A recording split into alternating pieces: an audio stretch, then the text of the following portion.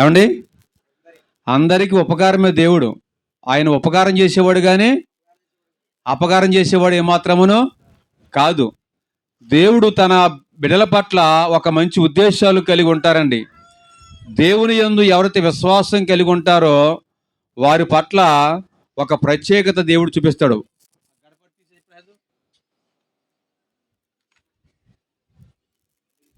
మంచిది. అలాగా ఇప్పుడే దేవుని రాకుడు వచ్చేది ఎగిరిపోతాం మనందరం. హల్లెలూయా.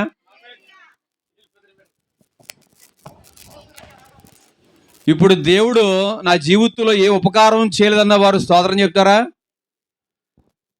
దేవుడు ఎవరంటండి? మరి నా జీవితంలో ఏ ఉపకారం చేయలేదు అన్నవారు ఉన్నారు ఇక్కడ ఎవరన్నాను? దేవుడు నా జీవితంలో ఉపకారం చేశాడన్న వారు స్తోత్రం చెప్పండి. దేవుడు మీ జీవితాల్లో మీ గృహాల్లో ఉపకారం చేస్తే స్తోత్రం చెప్పండి. హల్లెలూయా. మరి దేవుడు ఉపకారం చేసిన తర్వాత మనం ఏం చేయాలి చెప్పండి? ఇప్పుడు ఆయనకి కృతజ్ఞతాస్తుతులు మనం ఆయన దగ్గర తెచ్చుకోవడమే కానీ మనం చెల్లించము. ఏంటండి? ఉపకారం చేసేవాడి దగ్గర మనం తెచ్చుకోవడం తప్ప కానీ ఆయనకి మనం చెల్లించవలసినవి చెల్లించలేము. కనుక దేవుని వాక్యానికి వెళ్ళే ముందు గృహస్థులకు ఒక మాట చెప్తున్నాను. మీ వంటలు వారపాటలు గ్యాస్ పొయ్యిలు ఆరిపేసి ఎదరకొచ్చి వాక్యం వినాలి. వరప్రసాద్ గారు కానీ పురుషులు కానీ ఎవరైనా సరే, మాకు భోజనం లేట్ అయినా పర్లేదు, మీరు మట్టుకు వాక్యం వినాలి. ఈ కూడిక మా కోసం కాదు, మీకోసమే దేవుడు మీతో మాట్లాడాలని, దేవుడు మీ జీవితంలో అద్భుతాలు చేయాలని. మీ గృహస్థులందరూ వచ్చి వాక్యం వినాలి. బంధువులు స్నేహితులు ఎవరున్నా సరే కొద్ది సమయము దేవుని వాక్యాన్ని వినటం వల్ల మనం ఆశీర్వదించబడతాము. హల్లెలూయా. దేవుడు మనకు ఉపకారం చేశాడు. అపకారం చేసేవాడు చాలామంది అంటారు, ఉపకారం పొందుకున్నప్పుడేమో నాకు దేవుడు చేశాడు అంటూ ఉంటారు కదండి. యాకోబు పత్రిక 1వ అధ్యాయం చూస్తే 13వ వచనంలో అక్కడ అంటాడు, అక్కడ ఒక మాట అయినా చదవండి ఒకసారి.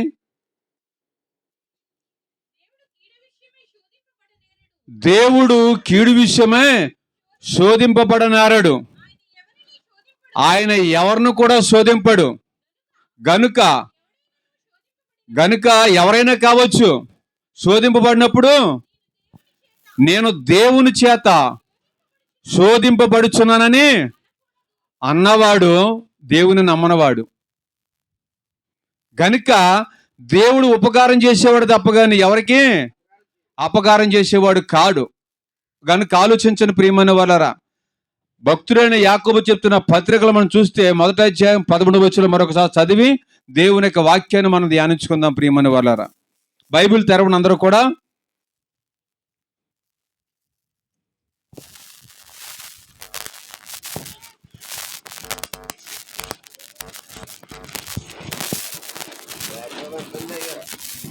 మొదటి అధ్యాయం 13వ వచనం.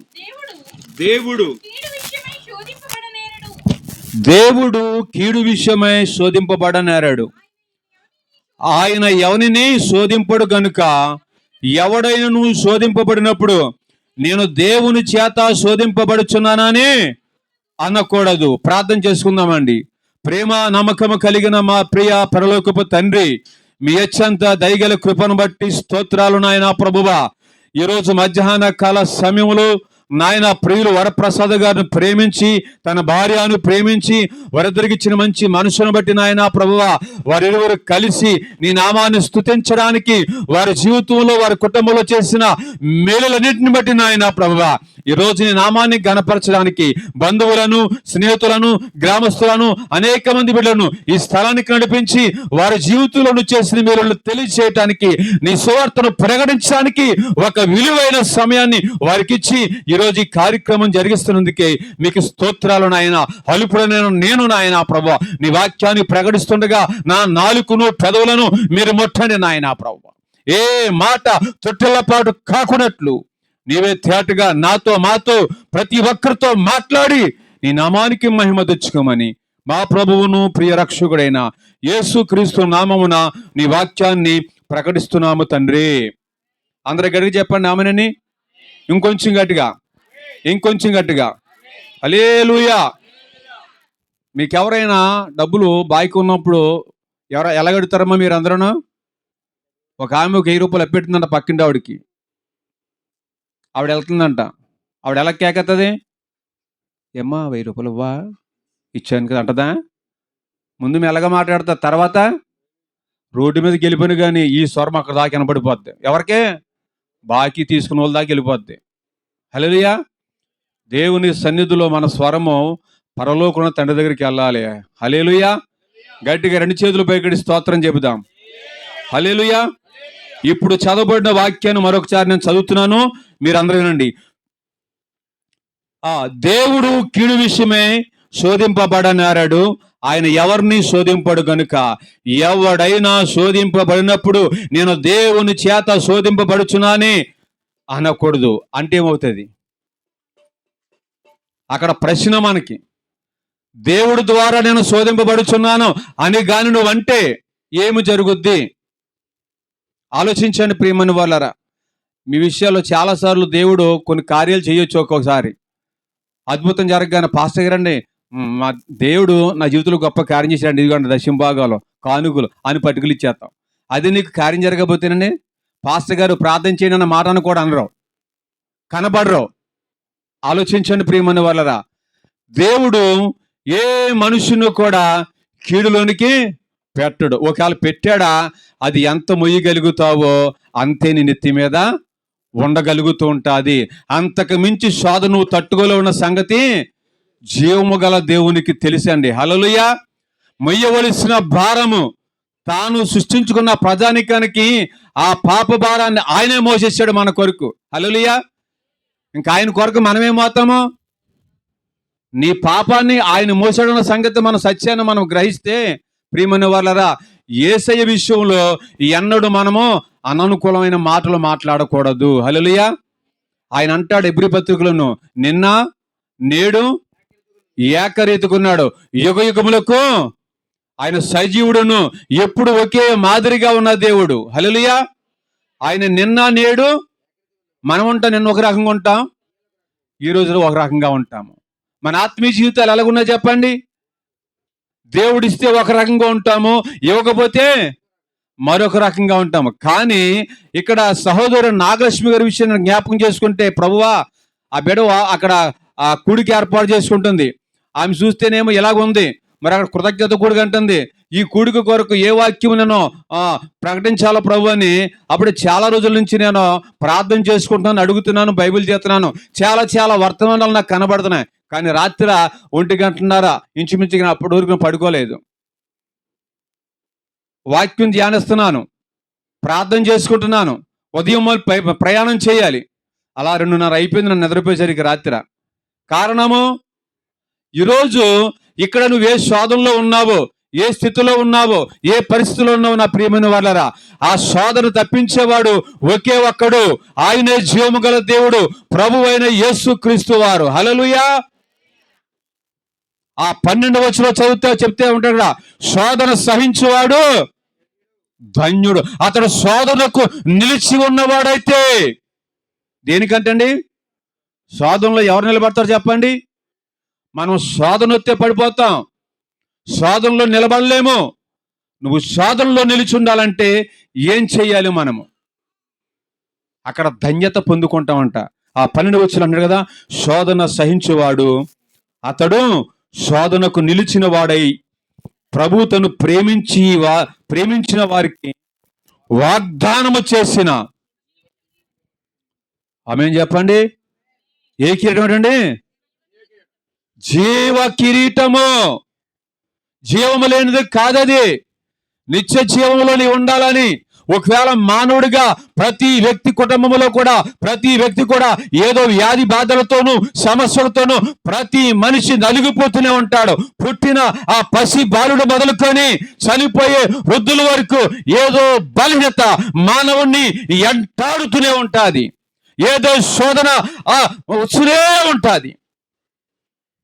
కానీ ఆ వచ్చిన ప్రతి శోధనలోంచి ఎవరు నిలబడతారు? చాలా మంది పడిపోతున్నారు సుమ. నిలబడేది ఎవరో తెలుసా? యేసు క్రీస్తుని రుచి చూచిన వారే శోధనను జయించగలుగుతూ ఉంటారు. హల్లెలూయా. యేసుని ఎరగని వారు ఏం పట్టించుకోరండి. యేసుని ఎరిగిన వారే నేను నిలబడాలి, ఈ శోధన నాకు పెద్దలకేమీ కాదు. ఈ శోధన జయించకపోతే ఇంకేం జయిస్తాం మనము? జయ జీవితం మనకి ఇచ్చాడు దేవుడు. ఈ లోకంలో శోధనలు జయించడానికే విశ్వాసాన్ని కలగజేశాడు. విశ్వాసము లేకుండా దేవునికి ఇష్టలుగా ఉండుట అసాధ్యము. విశ్వాసం లేకపోతే కార్యాలు, ఏలియా మన వంటి స్వభావం గల మనుషుడే ఏం చేశాడు చెప్పండి? ఆగిపోయింది. ఏంటది? ఆయన మనలాంటి మానవ స్వభావం కలిగిన వాడే, కానీ శక్తి మట్టికి దేవుని యొక్క శక్తి. హల్లెలూయా. చాలా మంది దేవుణ్ణి పూజిస్తారు, ఆరాధిస్తారు, కానీ దేవుని శక్తి లేకపోతే మనము శోధనని జయించలేము సుమ. ఇందాక సాక్ష్యం చెప్తుంది, నాకు స్వస్థత వరము దేవుడు దయచేశాడు. ఏ వరం అండి? దేవుడు వరాలు ఇస్తాడు, ఫలాలు ఇస్తాడు. నీకేం కావాలి? వరము కావాలా, ఫలం కావాలంటే చాలామంది ఈ లోక ఫలాలను కోరుకుంటారు, దేవుని వరాన్ని కోరుకోరు. ఆ దేవుని వరమే ఒక జీవ కిరీటము. హల్లెలూయా. అది పొందుకున్న వారికి నిత్య జీవములో తప్పనిసరిగా స్థానము కలగజేస్తూ ఉంటాడు. మన దేవుడు ఎవరు చెప్పండి? పరిశుద్ధుడు. ఎవరంటండి? పరిశుద్ధుడు. ఆయన చూడాలంటే మనలో ఏం కావాలి? ఇప్పుడు నాలో పరిశుద్ధత ఉందన్న వారు స్తోత్రం చెప్పండి. నాలో కొద్ది మీలోనే. నేను పరిశుద్ధంగా ఉన్నానన్న వారు మట్టికి గట్టిగా చేయి పైకెత్తి దేవునికి స్తోత్రం చెప్పండి. ఒక్కరిలో పరిశుద్ధత లేదా? పోన్లే ప్రభుని చూతన్న వారు స్తోత్రం చెప్పండి. ఎలాగెళ్తారు మరి ప్రభుని చూడాలంటే? ఇప్పుడు ఏమ్మా, ప్రభుని చూడాలని ఆశ ఉంది, కానీ పరిశుద్ధంగా నడవాలనే ఆలోచన లేదు నీకు. శోధన వచ్చిందని భయం ఉంది, శోధన జయించాలని విశ్వాసం లేదు. అందుకే వాక్యం చెలవస్తుంది, శోధన సహించువాడు ధన్యుడు. నువ్వు శోధన జయిస్తే నీ జీవితము ఒక ధన్యత. ఏంటంటే ధన్యత. బైబిల్లోనూ ఒక స్త్రీ ఉంది, ఆమె ధన్యురాలు అని పిలబడ్డది. ఎవరండి ఆవిడ? చెప్పండి అమ్మా, తెలిసావిడ? ఎవరండి?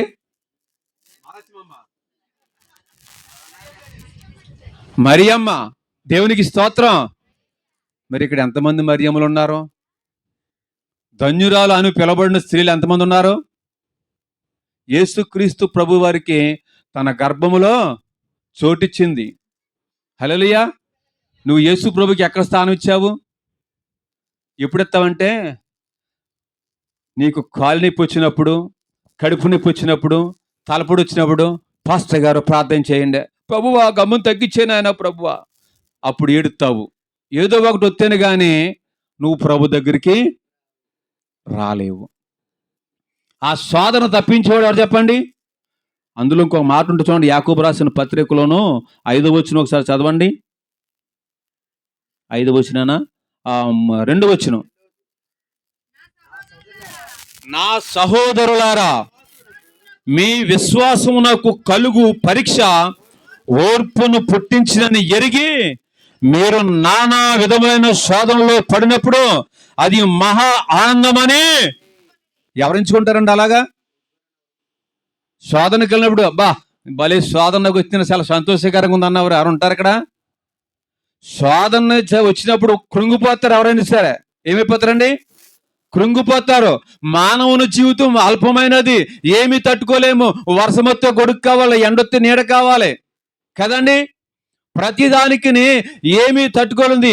ఎవరన్నా తిట్టినా తట్టుకోలేము, కొట్టినా తట్టుకోలేము. ఎవరన్నా కొడితే ఒకటి మనం 4 వేయాలి, వాడు తిడితే 4 తిట్టాలి. ఇది మానవుని నైజాము. కానీ దేవుని యొక్క ఆలోచన, దేవుని యొక్క ఉద్దేశము ఇక్కడ వాక్యం చెలవేస్తుంది. నా సహోదరులారా, సహోదరులారా, సహోదరులారా, సహోదరులారా. హల్లెలూయా. సహోదరి, సహోదరులారా, అందరూ ఇక్కడ ఒకరని కాదు. కాబట్టి మీ విశ్వాసమునకు, ఎవరి విశ్వాసం అంటండి అమ్మా? ఎవరి విశ్వాసము? అక్కడ మీ తీసి నా పెట్టండి అమ్మా. మీ తీసి నా ఎడితే మరి నీ విశ్వాసంలో ఓర్పు ఉందా? నీ విశ్వాసాన్ని దేవుడు పరిశీలన చేస్తుంటే నీ విశ్వాసంలో ఏం కనపడాలి? చెప్పండి అమ్మా. యేసుప్రభు అంటే నాకు చాలా విశ్వాసం ఉంది అన్నవారు దేవునికి స్తోత్రం చెప్పండి. విశ్వాసం లేకుండా దేవునికి ఇష్టడైనట అసాధ్యము. హల్లెలూయా. అవునా? యేసుప్రభుని చూశారు మీరు ఎవరైనాను? ఎక్కడ చూశారు అమ్మా? ఎలా కనబడ్డాడండి మీకు? వాక్యమైన దేవుడు కదా. హల్లెలూయా. పోనీ ఆదాము గారిని చూశారు ఎవరన్నా? చూసారా? చూడలేదా? హల్లెలూయా. ఎవరో కనబడరు మనకి, పేర్లు మాత్రం తప్ప. ఆది కాండం మొదలుకొని ప్రకటన కన్నా వరకు ప్రవక్తలు ఎంతమందో పేర్లు కనపడతాయి కానీ వ్యక్తులు కనపడరు. కానీ ఇక్కడ యేసుక్రీస్తు వారి యొక్క నామకరణ ఉన్నా కానీ ఆయన పరిశుద్ధాత్మునిగా నిత్యము మనల్ని వెంబడించే దేవుడై ఉన్నాడు ఆయన. హల్లెలూయా. యేసు ప్రభు నమ్మిన వారికి ప్రతి ఒక్కరికి ఏం కావాలి చెప్పండి ఇప్పుడు అమ్మా? నమ్మిన వారికి ఏం కావాలి? ఆస్తులా? ఐశ్వర్యమా? యేసు ప్రభుని వెంబడించే వారికి విశ్వాసము కావాలి. ఏం కావాలండి? విశ్వాసమునకు కర్తయు దాన్ని కొనసాగించు వాడైనా యేసు వైపు మనము చూడాలి. విశ్వాసం లేకపోతే క్రియ జరగదు. విశ్వాసం లేకపోతే అద్భుతం జరగదు. ప్రతి వ్యక్తికి విశ్వాసం చాలా ప్రాముఖ్యమైనది. హల్లెలూయా. విశ్వాసం లేకపోతే మనం ఏమి చేయలేము. దేవునికి స్తోత్రం చెప్పండి.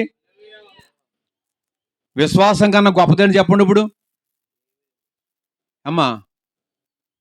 విశ్వాసం బలపడాలన్నా, విశ్వాసం మనలో జీవితంలో నెరవేరాలన్నా దానికన్నా బలమైనది ఏంటి?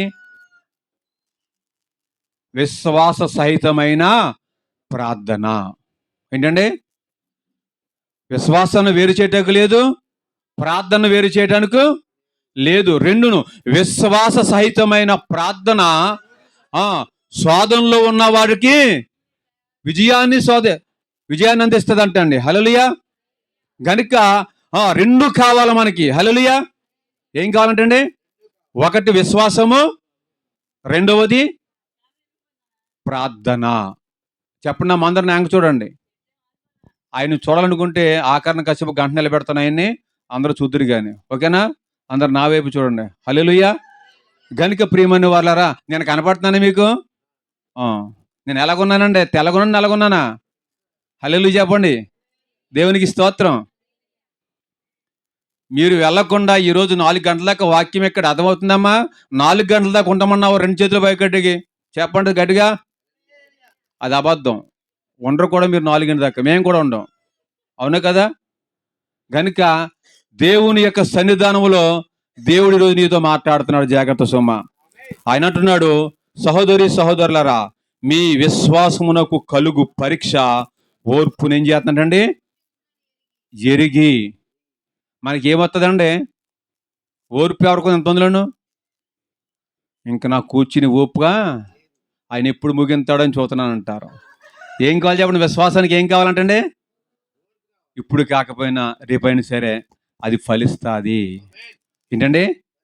విత్తనము వేసిన వెంటనే ఫలించదంటండి. అది చాలా శ్రమ పడుతూ ఉంటుంది, ఓర్చుకుంటుంది. ఆ లోపల ఎన్నో దాన్ని ఆ కీటకాలు తినెత్తున కానీ అట్లన్నిటిని కూడా గెంటుకుంటూ ఆ జయ జీవితాన్ని నా యజమానుడు నాటాడు గనక నా యజమానుడు జీవితంలో ఒక సంతోషాన్ని కలగ చేయాలని ఆ విత్తనం భూలోకంలో నుంచి ఆ పైకి అలా చిగుర్చుకుంటూ పైకి వచ్చి రాగానే చాలా బాగుంది కదా మొక్క అంటాము. కానీ కింద అది భూమిలో అనుభవించిన ఆ శ్రమ ఎవరికీ కనపడదండి. హల్లెలూయా. విశ్వాసిగా ఉన్న నీవు నీ విశ్వాస జీవితంలో లోపల ఎంత అనుభవిస్తున్నావో అది నీకు మాత్రమే తెలుస్తుంది. అది నీవు మాత్రమే అనుభవించగలుగుతూ ఉంటావు. ఆ జీవితంలో ఒక దినాన్ని దేవుడు ఆ మొక్క మొలిసి ఎలాగైతే చిగుర్చిందో తగిన సమయంలో ప్రసంగి అంటాడు, ప్రతి దానికి ఒక సమయము కలదని ప్రసంగి చెప్పిన రీతిగా ప్రియమైన వాళ్ళరా, నీకు దేవుడు ఒక సమయాన్ని కలుగు చేసినప్పుడు నీ జీవితంలో ఒక ఉన్నతమైన ఆశీర్వాదము ఆయన కలుగు చేసిన తర్వాత నువ్వు అలా చిగురుస్తూ ఉండగా నిన్ను చూసి అనేకులు సంతోషించేవారు ఉంటారు. హల్లెలూయా. ఆ జీవితంలో మనం ఉండాలి. ఈరోజు కృంగిపోయాం కదా, నలిగిపోయాం కదా అని నీ విశ్వాస జీవితాన్ని పాడు చేసుకోవడానికి వీల్లేదు. నీ విశ్వాసంలో నీవు నిలిచి ఉండాలి. కొన్ని చెట్లు నరికేసినా కానీ తన జీవితాన్ని నేను మళ్ళీ ఫలించాలని ఆ మోడు బారిపోయిన మొద్దులో నుంచి అవి మళ్ళీ చిగురింపు చేస్తాయి. కారణము దానికున్న శక్తి. మనము కూడా అంతే. నీ విశ్వాస జీవితంలో ఏదో శోధన కలిగిందని, ఏదో సమస్య కలిగిందని, ఏదో ఇబ్బంది కలిగిందని నీ జీవితంలో కృంగిపోవద్దు. విశ్వాసమునకు కర్తయు దాన్ని కొనసాగించేవాడైన యేసు వైపు నీవు తిరిగితే చాలు. దేనిలో పడవెంక నీ జయ జీవితానికి ఒక గుర్తది. హల్లెలూయా. ప్రియమైన వాళ్ళరా, నీ కుటుంబంలో నీ బిడ్డలను బట్టి, నీ భర్తను బట్టి, లేదా నీ మనవలను బట్టు, మనవరాలను బట్టు, పక్కింటోళ్ళని బట్టు, ఎవరిని బట్టు ఎన్నో శోధనలు నువ్వు అనుభవించవచ్చు. ఒకవేళ ఇది ఎలా తప్పుకుంటాది అనుకోవచ్చు. వాళ్ళ నుంచి వీళ్ళ నుంచి తప్పించుకోవడానికి వీళ్ళకే నువ్వు చెప్పొచ్చు. ఎవరికి చెప్పొద్దు. ఈ రోజు నుంచి యేసయ్యకు చెప్పు. నీ విశ్వాసంతో నీ విశ్వాస వీరుడిగా నువ్వు మార్చబడాలి. హల్లెలూయా. నీ విశ్వాస జీవితంలో నీవుంటే ప్రియమైన వాళ్ళరా, దేవుని యొక్క అద్భుతమైన క్రియలు నీ జీవితంలో జరిగిస్తాడు. భక్తుడైన యోబు గ్రంథం ఒకసారి మనం చూస్తే ప్రియమైన వాళ్ళరా, యోబు గ్రంథములో 34వ అధ్యాయం 10వ వచనం ఒకసారి చదవండి. ప్రియమైన వాళ్ళరా, యోబు గ్రంథము 34:10 ఒకసారి చదవండి. విజ్ఞానము గల మనుషులారా, జాగ్రత్త సుమా, నా మాట ఆలకించండి. దేవుడు అన్యాయము చేయుట. మరి ఎవరు చేస్తారు అన్యాయం? దేవుడు అన్యాయం చేసేవాడు కాడు. మరి ఎవరు చేస్తారు అన్యాయం? దేవుడికి నువ్వు అన్యాయం చేస్తున్నావేమో. అన్యాయం చేసేవాడు అపవాది, న్యాయం చేసేవాడు దేవుడు. హల్లెలూయా. న్యాయాధిపతి అయిన దేవుడు నిన్ను తీర్పు తీర్చేటి వేళలో ఏ గుంపులో నీవుంటివో యోచించుకో ఓ సోదరా, యోచించుకో ఓ సోదరి. న్యాయాధిపతి అయిన దేవుడు, దేవునికి స్తోత్రం. న్యాయాధిపతి అయిన దేవుడు అన్యాయస్తుడు కాడు. తన యందు విశ్వాసము గలవారికి న్యాయము చేసే దేవుడై ఉన్నాడు. ఏమైనాడండి? యోబు గారి జీవితంలో మనం చూస్తే, యెహోవా ఇచ్చెను, నీది కాసు బంగారం పోతే దొంగడు పట్టుకుపోయాడు బాబు అని మొత్తం నెలల భోంచేవు. నువ్వు చేస్తావా? కాసు బంగారం కోసం 2 కాసులు డబ్బులు ఖర్చు పెడతా పోలీసులు కాలకని. ఆలోచించండి. నీకు న్యాయము జరిగేవాడి దగ్గరికి రా, అన్యాయం జరిగేవాడి దగ్గరికి వెళ్ళొద్దు. ఈ లోకములో మానవు నైజం అంతా కూడా అన్యాయంగానే ఉంది అంటాడు. అన్యాయం చేసేవాడిని అన్యాయం చేయండి, భోజనం చేసేవాడిని భోజనం చేయనివ్వండి, ఇంకా పరిశుద్ధంగా ఉన్నవారిని. ఏ జాబితాలో మనం ఉండాలి? అన్యాయం చేసే జాబితాలో ఉండాలా? పరిశుద్ధమైన జీవితాల్లో ఉండాలా? వాని క్రియలను బట్టే. నిన్ను ప్రేమించే నాగలక్ష్మి గారి బిర్యానీ పెడతారు, కోపంగా ఉంటే సారన్న పెడతాది. ఎందుకని? ప్రేమించే వారికి మటన్ దమ్ము బిర్యానీ పెడతారు. ప్రేమించలేని వారికి ఏం పెడతారు చెప్పండి? అదే దేవుడు నిన్ను ప్రేమించిననుకో జీవ కిరీట ఫలాలు ఇస్తాడు. హల్లెలూయా. అందుకే ఆ జీవ ఫలాలు మనం పొందాలంటే ఈ లోకములో న్యాయాధిపతి అయిన దేవుని దగ్గరికి మనం రావాలి. ఆయన జీవితంలో ఎన్నాడు అన్యాయం చేసేవాడు కాడు అన్న సంగతి, సత్యాన్ని మనము గ్రహించాలి. హల్లెలూయా. మన దేవుడు అబద్ధాలు ఆడేవాడా? మరెవరు? సత్యాన్ని పలికేవాడు. మరి ఆయన ఆరాధించేవారు? ఎప్పుడు ఒక అబద్ధం ఆడలేదండి పాస్టర్, నిజమండి అన్నవారు స్తోత్రం చెప్పండి. అమ్మా పోలండి, పొద్దున్న చాలాసార్లు అబద్ధాలు అన్నవారు స్తోత్రం చెప్పండి. వాళ్ళకి 1000 రూపాయలు ఇస్తాను నేను. హల్లెలూయా. దేవుని దగ్గర 1000 రూపాయలు అనగానే నేను ఆడిన అబద్ధం అంటున్నారు ఎప్పుడైనా చూసారా?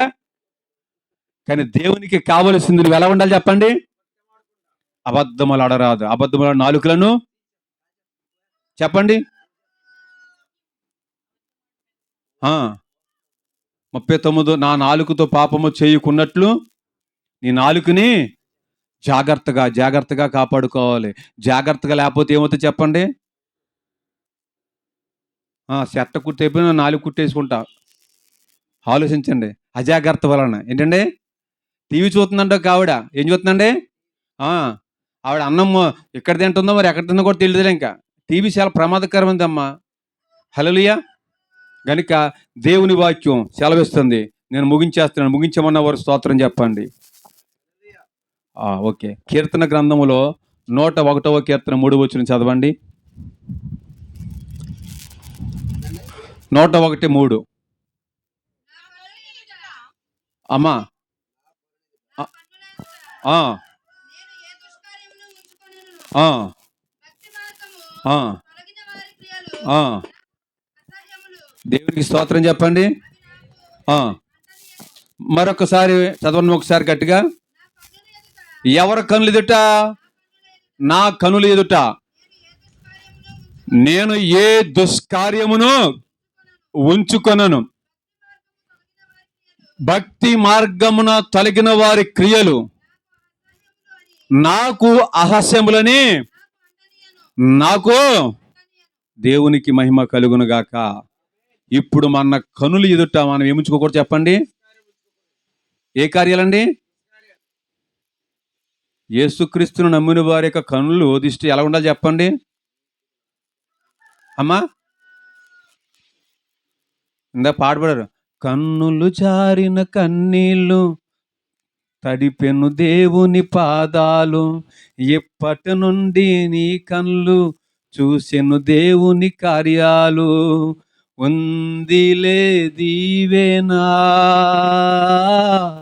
ఎందుకా వేదన, పొందిన యాతన దేవుడే మరచునా. కన్నులు జారిన కన్నీళ్ళు తడిపెను దేవుని పాదాలు, ఇప్పటి నుండి నీ కనులు చూచెను దేవుని కార్యాలు. హల్లెలూయా! నీ కనులు దేవుని కార్యాలను చూడాలి. హల్లెలూయా! దేవుని కార్యాలు నీ కనులు చూడాలంటే నువ్వేమై ఉండాలి? దేవుని ఎదుట ఏ దుష్కార్యము చేయని వారుగా నువ్వు నిలిచి ఉండాలి. హల్లెలూయా! నువ్వు దుష్కార్యము చేసిన వాడవైతే నువ్వు శోధనలో పడిపోతావు సుమా. ఏ దుష్కార్యము చేయకుండా దేవుని యందు విశ్వాసము గలవారుగా ఉంటే ఆ శోధనలు నీవు జయించగలుగుతా ఉంటావు. హల్లెలూయా! అంతకన్నా మనకి ఏం కావాలి చెప్పండి? శోధన జయించాలంటే మనం ఏం చేయాలి చెప్పండి? అన్ని జాగ్రత్తగా మనము దేవునికి అప్పగించాలి. అరికాలు మొదలుకొని నడినెత్తి వరకు ఏ మాత్రము కూడా దేవునికి మనము విరోధముగా ఉండకూడదంటండి. విరోధముగా రూపింపబడి ఈ ఆయుధము కూడా వర్ధిల్లుతుందా? నువ్వు దేవునికి విరోధంగా ఉంటే వర్ధిల్లలేవు సోమా. నువ్వు దేవునికి విధేయతగా జీవిస్తే నీ జీవితము దేవుడు వర్ధిల్ల చేస్తూ ఉంటాడు. హల్లెలూయా! వర్ధిల్లే జీవితం కావాలన్న వారు దేవునికి స్తోత్రం చెప్పండి. నేను వర్ధిల్లాలని. అవునా? ఎంతవరకు ఎంతవరకు వర్ధిల్లాలనుకుంటున్నారు? ఎంతవరకు అంటే చెప్పలేము దానివల్ల. దీవుల మట్టుకు కావాలి. ఎంతవరకు అంటే ఏదోలా అండి. మా అబ్బాయికి పెళ్లి చేసండి, ఆడికో కాయో పండో పుట్టెత్తే ఆడితో ఆడుకునే దాకాను ఇలా గడిపేతో కాలం సరిపోద్దులండి. ప్రభు అక్కర్లొద్దండి. ఎవరొద్దండి? నువ్వు నీ పిల్లలకి పెళ్లి చేసేలా పిల్లలతో ఆడుకోవాలి తప్ప కానీ నీకు నీ పిల్లలకి పెళ్ళి ప్రభు అక్కర్లొద్దా? నీ కనులు వీళ్ళను చూసి సంతోషం కాదంట, మన కనులు దేవుని కార్యాలు చూసి సంతోషించాలి. హల్లెలూయా! మనుషునికి ఎక్కడ ప్రారంభం అవుద్దంటే ఈ కళ్ళు ద్వారా ప్రారంభం అవుద్దండి. ఎక్కడ వరకండి? ఈ కన్నుల ద్వారానే. ముఖమంతా కప్పేసుకుని 2 కళ్ళు పెట్టి చూడండి, ఆ 2 కళ్ళే పాపం చేస్తాయి. అవునా కాదా? కళ్ళు చాలా ప్రమాదకరమని కనుక ఏం చేయాలి? ఇప్పుడు కళ్ళుని పొడి చేయాలి. ఏం చేయాలండి? ఎలా పొడుస్తారు? అలాగని పొడుచుకోకుండా అమ్మాయి చెప్తాను ఎలా పొడవాలో. హల్లెలూయా! ఎలా పొడవాలని చెప్పండి? వాక్యము ద్వారా కదండి. నీ కనులకు వాక్యాన్ని మనము బాస్కములుగా కట్టుకోవాలి. హల్లెలూయా! అవి అటు ఇటు చూడమంటండి. అప్పుడు దేవుని ఎదుట దేవునికి ఎదుటిగా. హల్లెలూయా.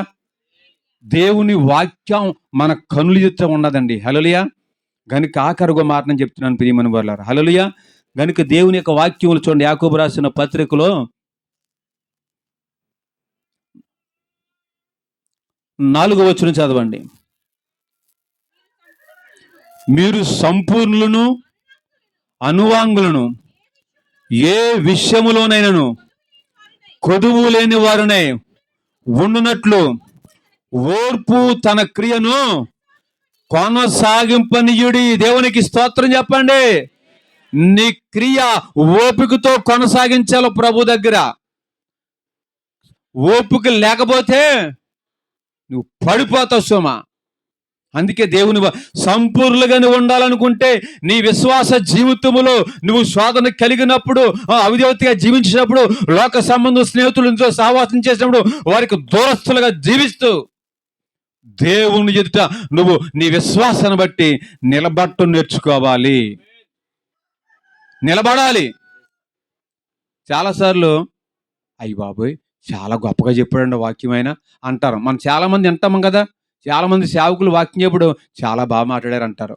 ఆ గుమ్మం దాటిన తర్వాత తుస్సు. వాక్యాన్ని మన జీవితంలో ఉంచుకోలేమండి. వినటం వల్ల ఏం కలుగుతుంది చెప్పండి. ఇప్పుడు మరి విన్నప్పుడు నీ విశ్వాసం పెరిగినప్పుడు ఆ విశ్వాసం ద్వారా నీకు కలగవలసింది ఏంటి? ఇప్పుడంటే నీ ఓర్పుతోను నీ క్రియలు ప్రభు దగ్గర అప్పగించాలి. విన్న తర్వాత ఆ విశ్వాసానికి తగిన క్రియలు లేకపోతే నిష్ప్రయోజనం. విశ్వాసానికి కూడా క్రియ ఉంటుందండి. హల్లెలూయా. విశ్వాసానికి క్రియ కనపడుతుందని కనపడుతుంది చెప్పండి. కనిపిస్తుందా?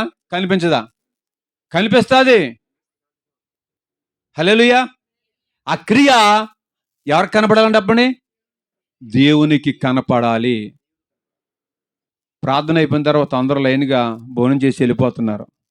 పాపం ఈ అబ్బాయిది పరస పడిపోయిందండి. ఎవరిది? అందులో ఏకంగా 1,50,00,000 పరస అది పడిపోయింది. లైన్కి వెళ్ళిపోతున్నారు. ఒక ఆవిడ పరస చూసింది, టక్కన తీసింది. కాలిదనుకుందనుకో పక్కన పడద్ది. నిండగా డబ్బులు కనబడ్డా. ఇప్పుడు ఏం చేస్తా చెప్పండి? ఆవిడ ఇలాగెలా చూసి యెహోవా గొప్ప కార్యం చేశాను, నాకు పరస దొరికిచ్చాడు అనుకుని వెళ్ళిపోద్దా? అది ఎవరిదండి? పడిపోయిందని పట్టుకొస్తామా లేదా ఇచ్చేస్తామా? నువ్వు దేవుని ఎదుట నీ క్రియ ఎలా ఉండాలో నేర్చుకోవాలి. మనము క్రియలు లేకపోతే ప్రయోజనం ఏమీ కూడా. పాటలు పాడవచ్చు, ప్రార్థించవచ్చు, వాక్యం చదవచ్చు, గొప్పగా వాక్యం ప్రకటించవచ్చు కదండి. నేను గొప్పవాడని చెప్పుకోవచ్చు, నాకు అంత ఉంది ఎంత ఉంది చెప్పుకోవచ్చు, నా సాక్ష్యం చెప్తే భయంకరంగా ఉంటుంది, నేను అటువంటి ఇలాగ వచ్చానని చెప్పుకోవచ్చు. ఎన్ని చెప్పుకున్నా నా క్రియలు ప్రభు దగ్గర సరిగా లేకపోతే నిష్ప్రయోజకుడిని, ఏ ప్రయోజనం లేని వారిగా ఉంటాను. కనుక యేసయ్య ఎదుట నీవు ఉంచిన పందెములో ఓపికతో నీవు సహనము కలిగి నీ విశ్వాసాన్ని కాపాడుకుంటూ ముందుకి మీరు నడిస్తే ప్రియమైన వాళ్ళరా, ఇప్పుడు ఏ శోధనైనా నేను జయించగలుగుతాను. దేనంటారండి? ఏ శోధనైనా జయించగలుగుతాను. ఈ మాట మీకు నమ్మకం కలిగింది అనుకుంటున్నాను నేను. హల్లెలూయా. నాకు బహు నమ్మకం కలిగిందన్న వారు స్తోత్రం చెప్పండి. ఏ శోధన కలిగిన విశ్వాసంతో నేను జయిస్తానన్న వారు స్తోత్రం చెప్పండి. హల్లెలూయా. ఈరోజు నువ్వు ఎటువంటి స్థితిలో ఉన్నా కానీ ఆ స్థితి నుండి నువ్వు జారిపోవటానికి వీల్లేదు సుమా. జాగ్రత్తగా ఉండాలి. నీ విశ్వాస క్రియలు ఎలా ఉన్నవి? ఓర్పు కలిగి ఉన్నామా? ఓర్పు కలిగి లేమా? దేవుడు అందరికీ అపకార అందరికీ ఉపకారం చేసేవాడు. ఇక్కడ ఉన్న వాళ్ళందరూ కూడా ఆయన ఉపకారం చేయటానికి ఉన్నాడు. మిట్ట మధ్యాహ్నపు వేళ అబ్రహాము గారిని దర్శించిన దేవుడు ఈరోజు మధ్యాహ్నం నిన్ను దర్శించవచ్చు. దేవుడు జాగ్రత్త. దేవుడు దర్శించిన జీవితము ధన్యమైపోతుంది. దేవుడు దర్శించిన జీవితము. నేను ఒకసారి శోధన సమయంలో పడిపోయినప్పుడు ప్రియమైన వాళ్ళారా, అర్ధరాత్రి 2 గంటల సమయంలో మాకు అప్పుడు తాటికిళ్ళు మట్టి నేల మీద నేను గోను సంచేసి పడుకున్నాను. కింద పడుకున్న తరుణంలో ప్రియమైన వాళ్ళారా, ఆ కష్టాన్ని ఆ శ్రమను ఎలా పోతుందో నాకు తెలియదు, కానీ చాలా ఆవేదనతో ఉన్నాను ఆ రోజుని. పడుకున్నాను, నిద్రపోతుండగా అర్ధరాత్రి వేళ ఒక స్వరం నాకు వినపడుతుంది. ఏంటో తెలుసండి? మోషే లే అని పిలిచారు. నాకు దేవుని స్వరం వినపడుతుంది కానీ కన్నులు తెరవలేని పరిస్థితిలో ఉన్నాను. రెండోసారి మోషే లే అని పిలిచారు. వినబడింది కానీ నా చెవులు వినబడింది కానీ కన్నులు తెరవలేని స్థితిలో ఉన్నాను. మూడోసారి అంటున్నారు, మోషే నీవు లేచి 2 కొరింథీ 1 అధ్యాయము 2వ వచనం చదువు అని దేవుని స్వరము నాకు వినిపించినప్పుడు వెంటనే బైబిల్ తీసి చదివినప్పుడు మన తండ్రి అయిన దేవుని నుండి ప్రభువైన యేసుక్రీస్తు నుండి కృపయు సమాధానము నీకు కలుగునుగా. కానీ ఆ వాక్యము దేవుని స్వరముతో నా నోట పలికినప్పుడు ప్రియమైన వాళ్ళరా నా జీవితము ఒక ధన్యతగా మార్చబడింది. హల్లెలూయా. దేవుని స్వరము వినాలి మనము. ఎవరి స్వరం అండి? ఎందుకు తెలిసిమంటారా? దేవుడు ఒక చున్నతమైన సింహాసనం పైన ఆయన మంచి స్వరూపము కలిగిన వాడు ప్రియమైన వాళ్ళారు. హల్లెలూయా. మానవుడు ఈ లోకములో తన ఇష్టానుసారమున తినుడుతూ చాగుతూ సుఖించుచు రకరకాలుగా జీవిస్తున్న ఈ మానవ జీవితంలో ప్రియమైన వాళ్ళారా నశించి పోవుట ఎవరు నగ్నిగుణానికి వెళ్ళిపోకూడదని మన తండ్రి అయిన దేవుడు తానే కుమారునిగా ఆ మహిమంతా విడిచిపెట్టేసి పరలోకాన్ని ఈ భూలోకానికి వచ్చి మానవుడు చేసిన ప్రతి తప్పిదాల కొరకే మన కొరకు రక్తపు బొట్లు కార్చాడండి. ఆయన సిలువలో మన కొరకే ఆయన మేకులు కొట్టించుకున్నారు. మన కొరకే కాళ్ళు ఆ మేకులు దిగ్గొట్టించుకున్నారు. మనము చేసిన అవిధేయతలను బట్టే ఆయన పక్కలో బల్లెపు పోటు పొడిచారు. మానవుని యొక్క దురాలోచనను బట్టే నెత్తి మీద కిరీటము ధరించారు. మానవుడు చేసిన ప్రతి తప్పిదాలని ఆయన పాపిగా ముద్ర వేయించుకుని ఒక విలువైన బరువుగర ఆ సిలువను లాగాడు ప్రియమైన వాళ్ళరా. ఆ పాప భారమంతా సిలువలో మోసుకెళ్ళిపోయాడు. హల్లెలూయా. ఆయన కొరకు నువ్వేం లాగుతున్నావు? నువ్వేం మోస్తున్నావు ఆయన కొరకు? ఆయన అంటున్నాడు, నీవు నా కొరకు ఏమి మొయ్యపోయినా పర్వాలేదు, కానీ ఆయన అంటున్నాడు, నీ విశ్వాస విషయములో కడవర వరకు నమ్మకంగా కొనసాగించు. నీ రక్షణ విషయములో నిర్లక్ష్యము చేయకుండా దాన్ని గట్టిగా పట్టుకొని ప్రభు రాకడలో నీ క్రియలను కనిపించేవారుగా నిలబడదాం ప్రియమైన వాళ్ళారా. నీ క్రియను బట్టే నీకు ప్రతిఫలం దక్కుతుంది. హల్లెలూయా. ఈ మధ్యాహ్న కాల సమయంలో ప్రియ దేవుని బిడ్డలారా ఆయన అంటున్నాడు, ఆ 13వ వచనం మనం చదివితే ఆయన చెప్తున్నారు, చదువు ఒకసారి చదువుకుని ముగించు. కీడు విషయమై శోధింపబడనారడు, ఆయన ఎవరిని శోధింపబడాడు గనక ఎవడైనను శోధింపబడినప్పుడు నేను దేవుని చేత శోధింపబడుచున్నానని ఎప్పుడు ఆ మాట మీ నోట రాకూడదు. శోధన కలిగిందా? ఆ శోధనలో నిలవటానికి ప్రయత్నం చెయ్యి. విశ్వాసము గలవారుగా ఉండటానికి ప్రయాసపడు. ఆ శోధనలోంచి నీవు బయటకు రప్పిస్తాడు దేవుడు నిన్ను. శోధన వచ్చింది కాదా అని కృంగిపోయావా, పాతాళంలో తొక్కివేస్తాడు అపాది. అదే సమయం చూసుకుంటాడు. నీ విశ్వాసాన్ని ఎప్పుడైతే నువ్వు అల్పమైన విశ్వాసంలో కనపడ్డావో నీ చెయ్యి పట్టుకుని పక్కన లాగేస్తాడు అంతే. పైకి లేచే పరిస్థితి లేనే లేదు. ఆ అపవాది బంధకాల్లో పడకుండా నీవు ఉండాలంటే ఆ శోధన వచ్చినప్పుడు తప్పించుకోవటానికి ఆయన ఒక మార్గాన్ని చూపించాడు. నీ విశ్వాస జీవితములో ఓర్పు కలిగి నీ క్రియలను కాపాడుకుంటూ నా ఎదుట నిలబడు. హల్లెలూయా. పౌలు తన సంఘానికి ఈ మాటలు హెచ్చరికగా పంపిస్తున్నారు ప్రియమైన వాళ్ళారా. ఈరోజు అదే వాక్యము, దేవుని యొక్క వాక్యము మనల్ని హెచ్చరిస్తుంది. ఒకవేళ నీ క్రియలను సరిచేసుకో, నీ ఉద్దేశాల్ని సరిచేసుకో. దేవుడు అందరికి ఉపకారం చేసేవాడే, మరి ఎవరికి అపకారం చేస్తాడు చెప్పండి? ఇప్పుడు అందరికి ఉపకారం చేస్తాడు, మరి దేవుడు ఎవరికి అపకారం చేస్తాడు చెప్పండి? దేవుడు అపకారం కూడా చేస్తాడా? క్రియను బట్టే కదా. న్యాయమూర్తి ఏం చేస్తాడు చెప్పండి? న్యాయం తీర్చడానికి ఉన్నాడు, కానీ న్యాయం తీర్చేటప్పుడు ఏం చూస్తాడు చెప్పండి? నీ ఆధారాలు చూస్తాడో, నీ లిస్ట్ చూస్తాడో, నువ్వు మంచి చేసావా, చెడ్డ చేసావా. ఆ న్యాయాధిపతి అయిన దేవుడు నీ న్యాయాన్ని బట్టే తీర్పు తీరుస్తాడు సుమా. హల్లెలూయా.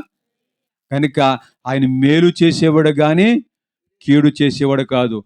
కీడు ఎందుకు చేస్తానంటే నీ క్రియలే నిన్ను కీడులోనికి నడిపించేస్తున్న సంగతి గ్రహించాలి. గనుక కీడు విషయమై మనము శోధింపబడ నేరము గనక ఆ కీడులో నిలబడదాము. ఆ, ఇంకేం చదవండి, ప్రార్థిందాము, విశ్వాసాన్ని కాపాడుకుందాము. ఏం కాపాడుకో చెప్పండి? విశ్వాసాన్ని కాపాడుకోవాలి. ఈరోజు నీ కుటుంబంలో నువ్వే సమస్యతో బాధపడుతున్నావో దాన్ని జయించాలంటే నీ విశ్వాసంలో ప్రాముఖ్యమైనది ఓర్పు, సహనము, ప్రేమ కదండి. ఇవన్నీ కలిగి ఉండాలి. అప్పుడే నువ్వు ఫలిస్తావు. నీ జీవితము నీ కుటుంబము అభివృద్ధిలోనికి వెళ్తూ ఉంటుంది. కనుక ఈ కూడికి ఎలా పెట్టుకోవడానికి అననే ఇంటి యజమానులు చాలా ప్రాముఖ్యమైన వారు. ఎవరంటండి? మన నాగమణి గారు చేస్తున్నా కానండి, వరప్రసాద్ గారి మనసు ఎటువంటిదంటే అండి, ఆయన చంటి పిల్లవాడి మనసు. ఏం చెప్పండి? బాగా ప్రేమిస్తాడండి ఆయన. ఆయన బాగా ప్రేమిస్తాడు. కనుక మరి ఆయన ప్రేమించకపోతే ఈ కార్యక్రమం జరుగుతుందా? మరి నాగమణి గారిని ఆయన ఎంతగా ప్రేమిస్తున్నాడు చెప్పండి. ఇద్దరు కూడాను మంచి బాగా ఎగిరే పౌరాల్లాగా ఉంటారండి వాళ్ళు. హల్లెలూయా. మంచి ప్రేమ కలిగి ఉంటారండి వాళ్ళిద్దరు. కనుక వారితో పాటు వారి అక్కా చెల్లెలు, వారి బంధువులు కూడాను మీ వెనకాల మేము ఎగురుతాం. ఏంటండి? ఎగిరే సమయం, ఎగిరే సమయం, సమయం సమయం, ఇది నీ సమయం, నీ రెక్కలు చాపుకునే పైకెగిరే సమయం. ఏంటంటే నీ రెక్కలు చాపుకుని ఎగిరే సమయం అంటండి. ఎగిరే సమయం దేవుడు మనకిస్తున్నాడు. ఎగరలేని రెక్కల వలె నువ్వు కృంగిపోతున్నావేమో, పడిపోతున్నావేమో.